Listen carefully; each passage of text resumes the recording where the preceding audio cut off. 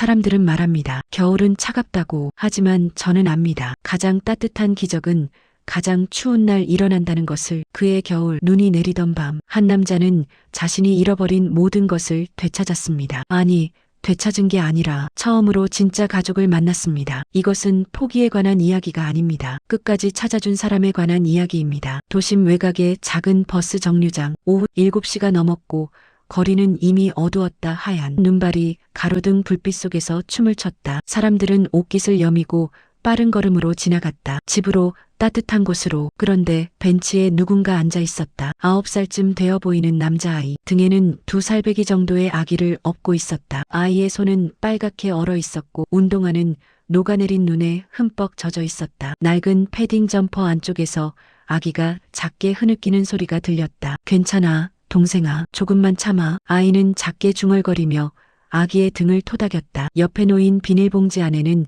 우유 한 팩과 바나나 2개가 전부였다. 사람들은 그냥 지나쳤다. 누군가는 힐끗 쳐다보다가 고개를 돌렸다. 누군가는 휴대폰을 꺼내 사진을 찍는 척하다가 그냥 갔다. 관심은 있지만 개입하고 싶지는 않았다. 요즘 세상에 어떤 일이 벌어질지 모르니까. 버스가 2대 지나갔다. 아이는 타지 않았다. 아니, 탈 수 없었다. 주머니에는 1,000원짜리 지폐 3장이 전부였다. 형아, 배고파. 아기가 작은 목소리로 말했다. 아이는 비닐봉지에서 바나나 하나를 꺼내 껍질을 벗겼다. 반쯤 먹다가 아기 입에 넣어줬다. 동생이 먼저 먹어. 형은 안 배고파. 거짓말이었다. 아이의 배에서는 꼬르륵 소리가 났다. 하지만 아이는 웃으며 아기 머리를 쓰다듬었다. 그때 누군가의 발걸음이 멈췄다. 검은색 코트를 입은 중년 남성. 성우 53세였다. 그는 회사에서 야근을 마치고 집으로 돌아가는 길이었다. 피곤한 얼굴이었지만 아이 앞에서 발을 떼지 못했다. 얘야. 성우가 조심스럽게 말을 걸었다. 아이는 고개를 들었다. 눈동자가 또렷했다. 무서워하는 기색은 없었다. 오히려 체념한 듯한 눈빛이었다. 어른들은 다 똑같아요. 아이가 작게 말했다. 물어보고 안 됐다고 하고 그냥 가요. 성우의 가슴이 철렁 내려앉았다. 몇 살밖에 안 된 아이가 어떻게 저런 눈빛을 가질 수 있을까? 집은 어디니? 없어요. 부모님은? 아이는 대답 대신 고개를 저었다. 그리고 젖은 주머니에서 뭔가를 꺼냈다. 구겨진 사진 한 장. 비닐 포장도 없이 모서리가 다해진 채로. 하지만 성우가 그 사진을 보는 순간 세상이 멈췄다. 아저씨, 이 버스 맞나요? 사진 속에는 3명이 있었다. 젊은 남자와 여자, 그리고 그 사이에 웃고 있는 아기. 평범한 가족 사진. 공원 어딘가에서 찍은 듯했다. 이게 누구니? 성우의 목소리가 떨렸다. 아이는 사진을 물끄러미 바라보며 말했다. 아빠랑 엄마예요. 지금은? 하늘 날아갔어요. 둘 다. 아이의 목소리는 담담했다. 슬픔을 표현하는 법을 잊어버린 것처럼. 성우는 사진을 든 손이 떨리는 것을 느꼈다. 사진 속 남자, 얼굴 윤곽, 눈매, 인매. 그것은 30년 전 자신이 잃어버린 아들이었다. 이름이 뭐니? 민호요. 저는 박민호. 아버지 성함은 박준서요. 그런데 아저씨는 왜 그래요? 얼굴이 하얘요. 성우는 벤치에 주저앉았다. 머릿속이 하얗게 변했다. 박준서. 30년 전 이혼 후 전 부인이 데리고 간 아들. 찾으려 했지만 연락이 끊겼다. 사립탐정까지 고용했지만 흔적을 찾을 수 없었다. 그리고 15년 전 사망 신고 처리됨이라는 통보를 받았다. 사고사였다고 했다. 하지만 손자가 있을 거라곤 상상도 못했다. 민호야. 성우는 떨리는 목소리로 물었다. 아빠가 언제 돌아가셨니? 작년이요. 엄마는 그 전에 아파서 갔어요. 그럼 지금은 누가 너희를 돌보니? 민호는 고개를 저었다. 아무도요. 그래서 동생이랑 같이 다녀요. 보호시설에 있었는데 거기 싫어서 나왔어요. 왜? 동생이랑 떨어진대요. 저는 여기, 동생은 다른 데 보낸대요. 민호의 눈에 처음으로 감정이 차올랐다. 안 돼요. 동생은 저밖에 없어요. 저도 동생밖에 없어요. 성우는 아이를 꼭 껴안았다. 30년 만에 만난 핏줄. 아니, 처음 만난 손주. 이제 괜찮아. 할아버지가 있어. 할아버지.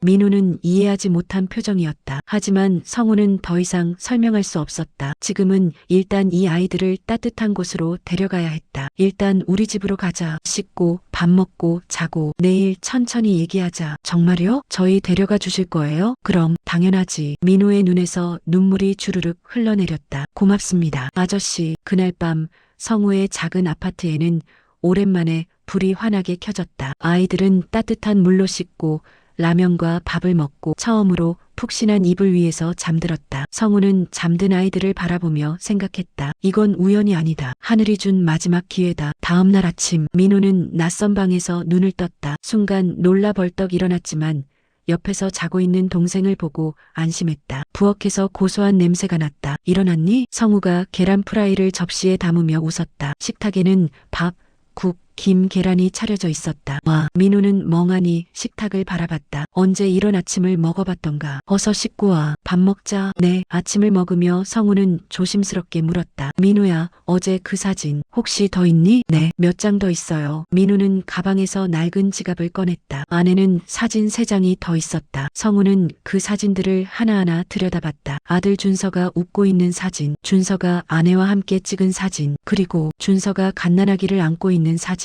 그 아기가 민호였다. 이 사진은 언제 찍은 거니? 아빠가 저 태어났을 때래요. 제 돌잔치 때. 성우는 사진 뒷면을 봤다. 거기에는 작은 글씨로 이렇게 적혀 있었다. 민호야, 아빠가 너를 지켜줄게.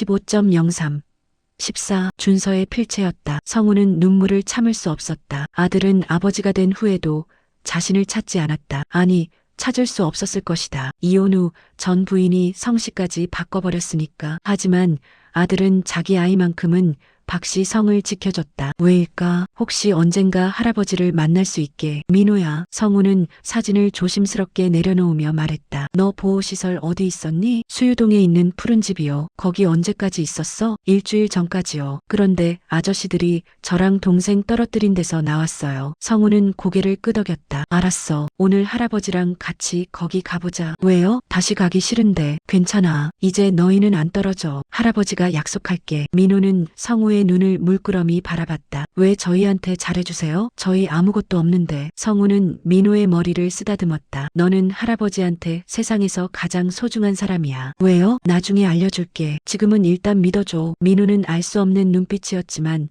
고개를 끄덕였다. 오후 성우는 민호와 동생을 데리고 푸른집 아동보호시설로 향했다. 문을 열고 들어서자 시설장이 놀란 표정으로 달려왔다. 민호야, 어디 갔었니? 걱정했잖아. 하지만 성우는 그 눈빛이 진심이 아니란 걸 알 수 있었다. 걱정이 아니라 귀찮음. 저는 이 아이들의 보호자입니다. 네, 보호자요? 시설장의 얼굴이 굳었다. 무슨 관계신데요? 친할아버지입니다. 증명할 수 있나요? 성우는 가방에서 서류를 꺼냈다. DNA 검사는 내일 받을 예정입니다. 하지만 일단 이 사진들과 가족관계 증명서를 보시죠. 시설장은 서류를 받아들었다. 그리고 얼굴이 점점 굳어갔다. 뭔가 잘못되고 있었다. 시설장은 서류를 덮으며 말했다. 일단 사무실로 가시죠. 좁은 사무실. 성우와 민호가 앉자 시설장은 문을 닫았다. 먼저 말씀드리지만 이 아이들은 이미 해외 입양 절차가 진행 중입니다. 뭐라고요? 성우는 벌떡 일어났다. 친할아버지가 있는데 무슨 입양이에요? 하지만 지금껏 보호자가 없었잖아요. 법적으로 문제 없습니다. 지금 당장 절차 중단하세요. 그건 쉽지 않습니다. 이미 계약금도 받았고. 성우는 귀를 의심했다. 계약금이요? 아동 입양의 계약금이 웬 말입니까? 시설장의 얼굴이 붉어졌다. 후원금 명목입니다. 합법적인 절차예요. 합법이라고요? 성우는 냉정하게 말했다. 그럼 서류 다 보여주시죠. 입양 계약서,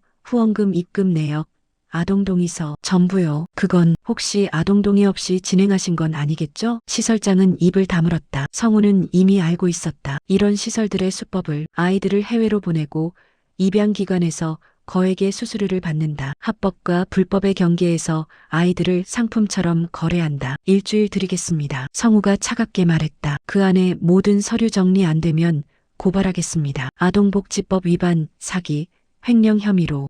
뭐라고요? 민호 가자. 성우는 민호의 손을 잡고 일어섰다. 시설을 나서는데 민호가 작게 물었다. 할아버지, 저희 정말 안 떨어져요? 응, 절대 안 떨어져. 하지만 성우는 알고 있었다. 싸움은 이제 시작이라는 것을. 저녁 집으로 돌아온 성우는 노트북을 켰다. 푸른집 아동보호시설을 검색했다. 홈페이지는 그럴듯했다. 따뜻한 사진들, 봉사활동 인증, 후원 계좌. 하지만 성우는 더 깊이 파고들었다. 국세청 공시, 후원금 사용 내역, 재무제표, 뭔가 이상했다. 작년 후원금 수입 3억, 아동지원 지출 5천만 원, 나머지 2억 5천은 어디로 간 거지? 성우는 회계장부를 더 들여다봤다. 그리고 발견했다. 해외 컨설팅 비용 1억 2천, 시설 운영비 8천만 원, 기타 5천만 원, 전형적인 장부 조작이었다. 성우는 전화를 걸었다. 옛 동료 변호사에게, 영수야 나야, 부탁 하나 들어줄 수 있어? 형님, 무슨 일이세요? 아동보호시설 하나 조사해야 해. 불법 입양 의심돼. 알겠습니다. 자료 보내주세요. 전화를 끊고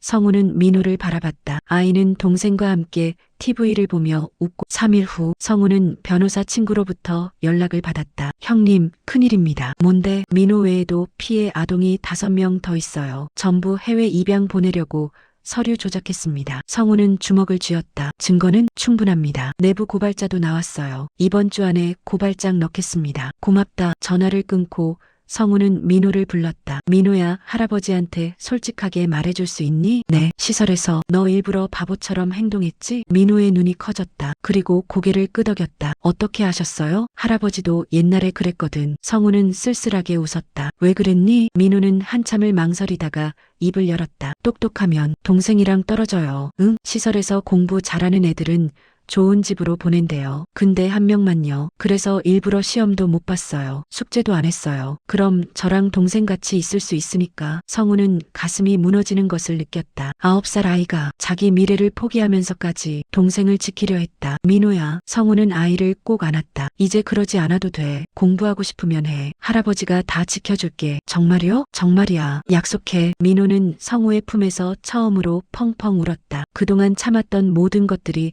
터져나왔다. 무서웠어요. 동생이랑 떨어질까봐. 괜찮아. 이제 괜찮아. 성우는 아이의 등을 토닥이며 다짐했다. 이 아이들은 절대 다시 혼자 두지 않겠다. 그날 밤 민호는 잠들기 전에 물었다. 할아버지, 왜 저희한테 이렇게 잘해주세요? 성우는 한참을 고민하다가 말했다. 민호야, 할아버지는 옛날에 아들을 잃어버렸어. 아빠요? 응, 네 아빠. 준서. 민호는 눈을 크게 떴다. 할아버지가 진짜 우리 할아버지예요? 그래. DNA 검사 결과도 나왔어. 우리는 진짜 가족이야. 민호는 한참 동안 말이 없었다. 그리고 조용히 물었다. 그럼 이제 저희 진짜 집 있어요? 응, 진짜 가족이에요? 응. 민호는 이불을 덮으며 작게 웃었다. 좋다. 그날 밤 민호는 태어나서 처음으로 악몽 없이 잠들었다. 가족이 생겼다는 안도감 속에서 일주일 후 성우는 구청 가족관계 등록과를 찾았다. 민호 군의 출생 기록을 확인하고 싶습니다. 공무원은 컴퓨터를 두드리다가 고개를 갸웃했다. 이상하네요. 뭐가요? 출생신고는 되어 있는데